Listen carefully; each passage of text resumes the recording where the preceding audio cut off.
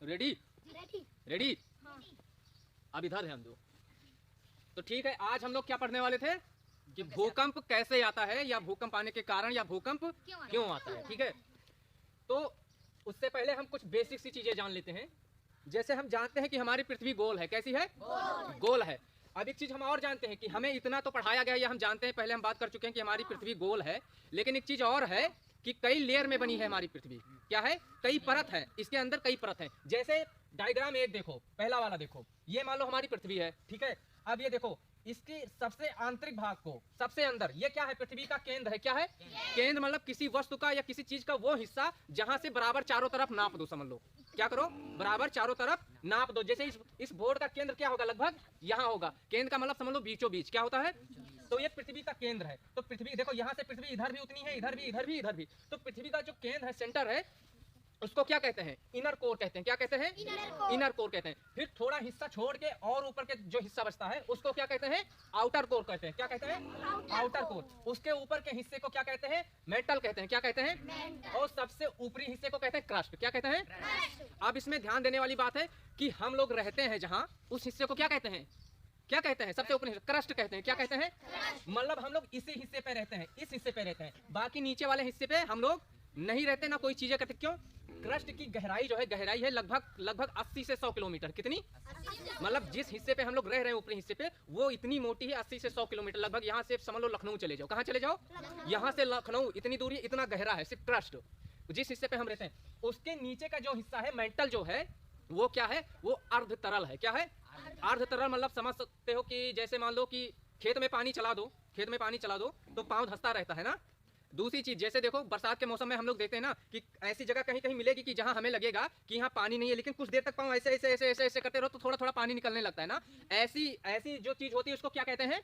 अर्ध तरल कहते हैं। अर्ध तरल कहते हैं ना। उसके हिस्सा जो दो पार्ट है, आउटर कोर और इनर कोर, ये लिक्विड है। क्या है? लिक्विड है, मतलब थोड़ा पानी की तरह है। लेकिन दिक्कत है, ये लिक्विड है, लेकिन इसके अंदर जितने भी सारे पदार्थ हैं वो मैग्मा में है, लावा है। लावा मतलब समझते हो, जैसे लोहा होता है, लोहा को इतने ताप पर गर्म किया जाए कि वो पिघल जाए। अब पिघला हुआ जो लोहा होगा, सोचो कितना गर्म होगा, कितना गर्म होगा। तो इसका जो इनर कोर और लगभग आउटर कोर है, इसके अंदर पूरा मैग्मा भरा हुआ है। मैग्मा क्यों भरा है उसका भी कारण है। हम एक दिन बता रहे थे कि पृथ्वी सूर्य का ही एक हिस्सा है। क्या है? सूर्य का ही हिस्सा है। तो पृथ्वी करोड़ों साल तक जब बारिश हुई तो जहां हम लोग रहते हैं सबसे पहले वो हिस्सा ठंडा होगा ना। तो वो हिस्सा तो ठंडा हो गया, उसके नीचे मेटल थोड़ा ठंडा है, लेकिन अभी जो भीतरी हिस्सा है एकदम वो ठंडा नहीं है। अभी वहां लावा भरा हुआ है। क्या है? लावा भरा है, एकदम आग भरी हुई है। तो ये चीज समझ में आएगी कि ये चार चीजों को क्या कहते हैं अलग अलग। तो जो आंतरिक हिस्सा है, अब यहाँ से कारण स्टार्ट होता है भूकंप आने का। जो इसका सबसे अंदर वाला पार्ट है, इनर कोर, इसमें क्या भरा हुआ है? लावा भरा हुआ है। इसमें बहुत सारे खनिज पदार्थ भी होते हैं, लेकिन अब लावा क्या करता है कि वो बार बार उबाल मारता रहता है। क्या कहते हैं? वो ऊपर नीचे होता रहता है, आपस में ऐसे फैलता रहता है। तो उस स्थिति में क्या होता है, जब लावा ऊपर की तरफ उठता है, ऊपर की तरफ उठता है, तो आउटर कोर के आगे जाके मेटल तक को टच करता है। यहाँ तक आके लावा क्या करता है? टच करता है मेटल को। और मेटल क्या है? अर्ध तरल है। क्या है? मतलब एकदम सूखी जमीन तो है नहीं मेटल की, मतलब फिक्स नहीं है। तो ये जब वहां तक जाता है, टच करता है और फिर नीचे आता है, तो मेटल में क्या होता है? हलचल होती रहती है। क्या होती है? हलचल होती रहती है। ठीक है।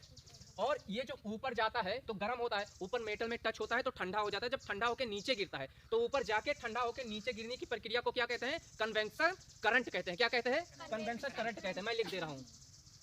अगर मैं पूछूंगा कि जो लावा होता है पृथ्वी में, वो जब ऊपर जाता है, ऊपर जाके ठंडा होने के बाद मेटल को टच करके नीचे गिरता है, उस प्रक्रिया को क्या कहते हैं? तो क्या कहते हैं?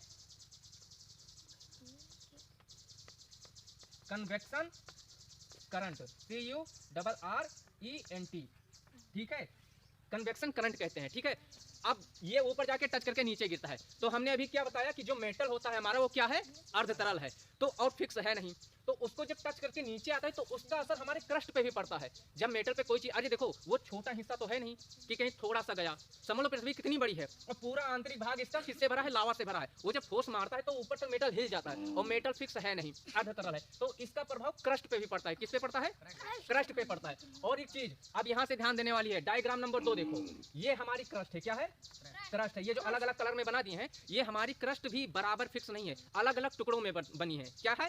हमारी क्रस्ट जो है वो अलग अलग टुकड़ों में। मान लो हम लोग इस वाले हिस्से पे रह रहे होंगे, ये अलग है, जॉइंट जहाँ जहाँ दिख रहा है अलग अलग कलर, मतलब ये अलग अलग हिस्सों में है। अब जब मैग्मा ऊपर जाता है, मेटल को टच करता है, मेटल में हलचल होती है, तो क्रस्ट पे भी असर पड़ता है। तो क्रस्ट में क्या होता है कि जो आपसी ये प्लेटें होती हैं, इनको क्या कहते हैं? इनका नाम है टेक्टोनिक प्लेट। क्या कहते हैं? Tectonic plate. टेक्टोनिक प्लेट,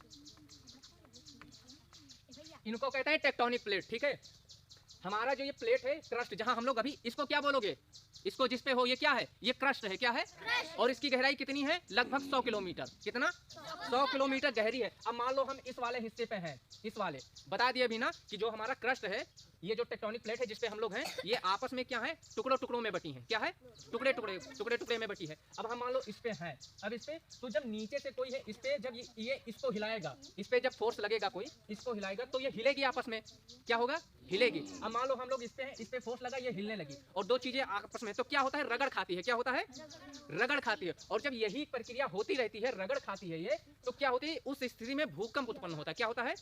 मतलब हमारी टेक्टोनिक प्लेटों में रगड़ होने के कारण बराबर, जो इसमें देखो ये लावा जो होता है, ये बराबर 24 घंटे ऊपर नीचे होता रहता है। इसकी वजह से मेटल पे असर पड़ता है, और मेटल ऊपर हमारे क्रस्ट को डिस्टर्ब करता है। तो जिस हिस्से पे हैं उसमें क्या होता है? रगड़ उत्पन्न होता है, आपस में रगड़ जाती है। जैसे एक उदाहरण के तौर पे देखो, मान लो अभी कोई लोग, दो लोग जा रहे हो साइकिल से जा रहे हो, थोड़ा सा टच हो गए तो क्या होगा? गिर जाओगे या कुछ हो जाओगे। ठीक है, उसके बाद में वही दो मोटरसाइकिल वाले टक्कर थोड़ा रगड़ खा जाए, दोनों गिर जाएंगे, हाथ पैर टूट जाएगा ना। वही दो ट्रेन अगर रगड़ खा जाए ना, तो ज्यादा लोग मर जाएंगे। होगा? ऐसा नहीं होगा। कहने का मतलब ये है कि जितनी बड़ी वस्तु होगी या कोई चीज होगी, अगर उसमें रगड़ उत्पन्न होता है तो खतरा उतना ज्यादा होगा। तो ये टेक्टोनिक प्लेट कितना है? ये मान लो 100 किलोमीटर गहरी है। कितनी है?